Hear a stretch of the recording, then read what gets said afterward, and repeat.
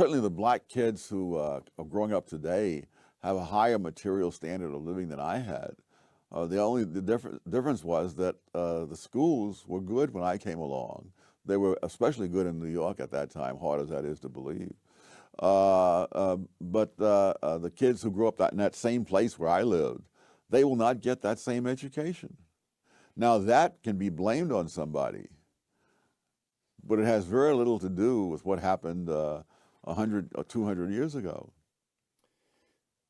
And it's true in other countries. I mean, in Nigeria, for example, there's a tribe, the Igbos, who are living in one of the least fertile parts of Nigeria, who were in fact enslaved in centuries past by other tribes and so on. When the British moved in and set up schools, the Igbos went for the schools. By the time Nigeria became independent, the Igbos had climbed above the other groups that had been ahead of them to begin with. But there are all kinds of cross currents of factors, the particular culture, or the particular geography. You run through the whole list of them. What's going on, everyone? Subculture here today. I want to give my analysis on a video that I saw from Thomas Sowell. As usual, I'll give you guys some of the clips, and in between, I'll give you some of my commentary. I want to point out this idea that people, and this is prominent in the black community, but a lot of, I'll say, liberal white women and liberals in general have this arrogance about them that they get to decide the fate of black people, that if they're not compassionate towards black people can't succeed in this country. And I'm gonna call it out as a lie. That's a lie made in hell. Because in my view, and it's not even my view, is the reality, the results are of another group is not dictated by the approach or the actions of another group. Regardless if white people like black people are still successful in this country. I can go back to the most racist time, one of the most racist time in American history, right? 1890s and the 1900s and the 1920s, and black people were able to make lanes for themselves. Black people created a parallel economy, something that conservatives are trying to do right now in 2023. Yet black people want to pretend that a system is out to get them, that they can't do anything for themselves. And I honestly believe black culture is the biggest proponent of this. I already told you guys, I don't believe your skin color defines your outcomes. Your actions, decisions, and your behaviors decide your outcomes. And I believe that black culture teaches this a way of stigmatizing their own skin color to show them that they're helpless to fix their own situations. And in this next clip, Thomas Sowell is going to continue discussing black subcultures, and he'll point out some of the fallacies and ways of how they isolate black culture and see how black kids perform outside of the so-called culture, the black culture. Let's take a look. You cite in Intellectuals and Race, you cite an observation by the intelligence expert, IQ scientist James Flynn, that just stopped me cold. After the Second World War, you've got large numbers of American troops remaining in Germany. For that matter, there's still several tens of thousands there today. And both black and white American soldiers had children with German women. And Flynn discovered that those children growing up in Germany showed no IQ differences at all. The black kids and the white kids, the same. Quoting Intellectuals and Race, Professor Flynn concluded that the reason was that the offspring of black soldiers in Germany, and now you're quoting Professor Flynn, grew up in a nation with no black subculture, close quote. Which means what? Which means they experienced exactly the same expectations. Is this No, the expectations are external. The culture in which they grew up was not the culture in which black kids grew up in America today. So they had. There's no gangster rap that was pervasively available in Germany. So here's what I'm getting. There is something about black subculture in America today that holds African Americans themselves back? Yes. In fact, I went into this in a previous book on which about black rednecks and white liberals, because that same subculture. Let's talk about two of your books here. Go ahead. because that very same subculture held whites in the South back as well. That in the time this mental testing in the First World War turned up, among other things, the fact that whites from various 4 or 5 southern states scored lower on the mental test than blacks from 4 or 5 northern states. And so it really was a question of the subculture that was there, which was a handicap to both. All right. And so as you can see, culture can be something that pushes you for greatness or holds you back to mediocrity. And in the black culture, it seems like we worship people like if you ask any random black person, like once I get a better equipment and stuff, I'm gonna go on the street and ask people, hey, do you know who this guy is? It's gonna be a black billionaire. I say, hey, if you can name me who this black guy is, I'll give you $100. You down with the black culture? I'm pretty sure they're gonna say, yeah, that's a good video idea. If someone wants to take it, go ahead. And I bet you, not one black person will be able to name me the black billionaire. Can you name me the richest black American in the United States? They can't. They won't be able to tell me the name, and they're black themselves. That's what culture makes you focus. Culture makes you focus. Culture orients you towards a goal, towards a model who you will emulate. That's what culture does. So culture tells you you should emulate these rappers, these athletes, who, if I were to go on a bound of probabilities, are not our most intelligent people, because it requires strategy, tactics to guide a large swath of people towards success. But that's not what we worship in our culture. This is not what we glorify in our culture. We glorify the rappers, the thugs. Look at this rapper called Sexy Red. I don't even want to put her stuff in there. This is the most ratchetest, ghettoest woman I ever seen. But that's who is idolized in the culture. And what messaging are you telling the younger black people coming behind us? This is who you should aspire to be. You should aspire to be Sexy Red. You should aspire to be some rapper out there. I don't even know anymore. That's who you aspire. And then you're surprised that black people are not performing as well in academics as other races of people. If you look at other races of people and their culture, you see who they push up. The white community push up Jeff Bezos. Asians community push up all the Indian CEOs that they have in these Fortune 500 companies, in these tech companies. If you look at the average income, Indians they average 6 figures as a group. Yet the same black people will complain that it's racism holding them back. No, it's you. To me, gaining success, and this is something Thomas Sowell outlined a lot, is a multivariable analysis. You can't sit here and blame one factor. Oh, it's my skin color, and that's supposed to simply explain away everything. No. In our culture, we glorify ignorance over knowledge. That's the reality.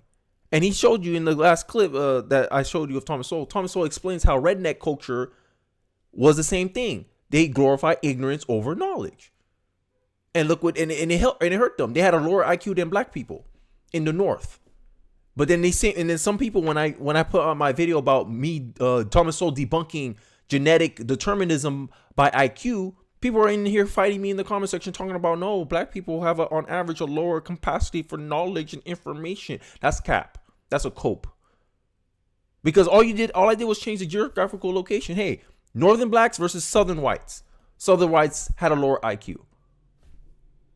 But I thought white people was inherently more prone to be more intelligent than black people. See, single variable analysis. You're missing the whole picture. And there's a lot of things that's wrong with IQ too. You're not sure what IQ is testing. You're not sure if the people you're testing are naturally don't have the skills, which is memory, reaction time. There's skills. Those are skills. Those things can be learned. That's my view anyway. Because at the end of the day, IQ isn't stagnant. And if IQ isn't stagnant, that means it's not really tied to genetics. Your motivation levels can even affect your IQ. How motivated are you to do the test can factor in whether you have a high IQ or low IQ. And we know black people are very low motivated when it comes to academics. Motivation plays a factor into determining how high your IQ will be.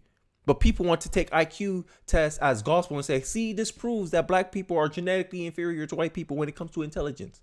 Cap. But this is the kind of games that we're following in our country. And I honestly believe that we as a culture, as an American culture, we need to dispel a lot of these myths, these misconceptions, because we can't let black people in this culture pervade and be glorified in American society anymore.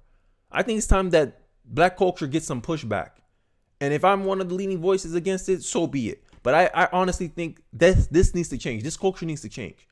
So before I end off this video, I want to show one more clip. This is from Lyndon B. Johnson, who I believe is the biggest reason why black culture has adopted the current values that it has today. Let's hear it, and I'll give you my final thoughts at the end of the clip. Let's take a look. But freedom is not enough. You do not wipe away the scars of centuries by saying now, you are free to go where you want and do as you desire and choose the leaders you please. You do not take a person who for years has been hobbled by chains and liberate him, bringing up to the starting line of a race, and then say, you are free to compete with all the others, and still justly believe that you have been completely fair. It's pathetic. It's not a question of, there's no you who has the control to be completely fair or completely unfair. I mean, the circumstances are, so someone once criticized the mental tests on grounds that the tests were unfair. And I think it was David Reisman who said, the tests are not unfair. Life is unfair, and the tests are measuring the results. But who has control of life? Who has control of the past? Who has control of the culture that people have in the present, which they've inherited from the past? So Lyndon Johnson, in fact, although good liberal that he was, at least in regard, Lyndon Johnson had a complicated career and changed positions on issues many times. But good liberal though he was at that moment, he was in fact engaging in a breathtaking arrogance. Yes. On two counts. One, that white people were the ones who were responsible for where black people stood in the race, that it was up to whites entirely. That blacks, as he described, I'm devastating. the black people are passive, they're acted upon. That's right, that's right. And then the second act of arrogance is the supposition that somehow the federal government could fix it. Yes, it is staggering. But if you wanted to be charitable, you could say, well, he said this in 1965. But if you say, all right, why are people now repeating it in 2013 when we've had nearly half a century of experience to the contrary? And if you look within the black community, those blacks who had escaped what I call the black redneck culture, they've moved on. So, but it's the culture the different parts of the black community had. They were different. And I believe my life is a testament to that. I grew up in a different culture, which oriented me towards different priorities. I believe that nothing can get done unless I decide it to be. I believe I have the biggest impact on my life, and I do have the biggest impact on my life. Because at the end of the day, I can't control what happens to me. I can only control how I respond. And this is the mental flaw that a lot of liberals, progressives, a lot of black Americans has been conditioned to, is that due to their skin color, and this is black culture's fault, due to their skin color, they think they're helpless in some way, that they're internally a victim. And therefore, when they encounter negative outcomes in their life, it's because of their skin color. It's a conditioned response. Black people are being conditioned to be victims. And it's by these white liberals who want to feel like they're saviors. Oh, you can't do anything for yourself, black person. Let us white liberals save you. This is why a lot of black Americans, when conservatives like me say, lift yourself by your bootstraps, they take it as a condemnation. Oh, you conservatives, you guys don't understand. We need a lot of support. Who told you needed a lot of support? There are many people who had it worse off than you do, and they still made it successful. So you're going to sit here and wait around for the government to do something for you? How long would that take? And this idea that the starting line, the analogy that Lyndon B. Johnson used about you don't put a man in change and then free him and put him in the starting line and tell him run. Well, that's how life is. Look in human history. When is it ever in human history that anyone ever started off in the same playing field? I can make the example for black immigrants. Black immigrants come here with no connections, no network, barely any little money. Maybe they have some family around them, and they make their way through the society and the culture and the economy, and they get ahead of a lot of African Americans that's been here for generations. Why is that?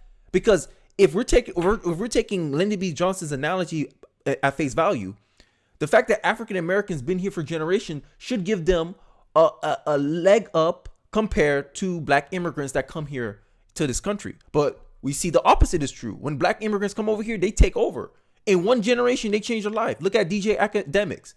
He's a Jamaican American, first generation American. Look how successful he is. In one generation, he changed his family's economic standing. But black Americans that have been here for generations, minimum, a small percentage of them were able to achieve a similar outcome. Why is that? You can't say it's because of racism, because last time I checked, Jamaicans are black too. So you can't blame racism. It's something else. It's a multivariable analysis. It's not racism that's stopping black America from progressing past its current state. It's its culture. It's what it's incentivizing. It's its strategies. It's what it orients its youth to go towards. Whatever you glorify, you get more of. Whatever you shame, you get less of. Look what the black community shame. If you're a smart, articulate black man, you get shamed in the black community. You get shouted down as not black. You trying to speak white. That's shaming language. You're trying to disincentivize more of your people from acting this way. And if you look into reality, more people who act like me tend to be more successful in life. And you don't want those people in your community. And then when these same men like me end up marrying outside our race, you guys want to get mad. Oh, what you got in common with a white woman? Well, we come from a similar culture. We believe in the similar things. The black community don't believe what I believe. So how is that going to be a measurable relationship? You push out the most successful, the most smart, the most brilliant, the most intelligent of your community, and you expect to survive. You expect to be competitive. Black culture, y'all need to change. Because even W.E. Du Bois, someone who I vehemently disagree with, a black progressive, he even acknowledged that if you remove racism from the world, black people will still be at the bottom because of the culture. You push your smartest and brightest people out of your community because you cannot support them. Deion Sanders is a perfect example of this critique. Y'all could have made him stay at Jackson State. All these black and millionaires, NFL players, NBA players, rappers, they could have came together, donated money to Jackson State, told Jackson State, hey, match the offer that Deion Sanders is getting from Colorado State so that way he stays at a predominantly black institution. Didn't any of y'all do that? Nope. Because y'all expect someone else to cough up the money. Y'all don't look at yourselves and say, hey, we got to fix it. Y'all look at outside of yourselves and say someone else got to fix it. And this is why the black community will always be at the mercy of other people. Black power is not dependency. Then that's my problem with a lot of you. Got a lot of people preaching black power, but black power is dependent on white guilt. If white people don't feel guilty for you, y'all don't have any power in the society. And that's a very, weak position. Power has to be independent of whether someone likes you or not. And I think that's what black culture needs to change and fix if we want a brighter future for our future generations. But I digress. That's just my thoughts. Let me know your thoughts about black culture. You agree with me? Disagree with me? I'd like to hear it in the comment section below. Don't forget to like, comment, subscribe. And I'll see you guys on the next one. Peace.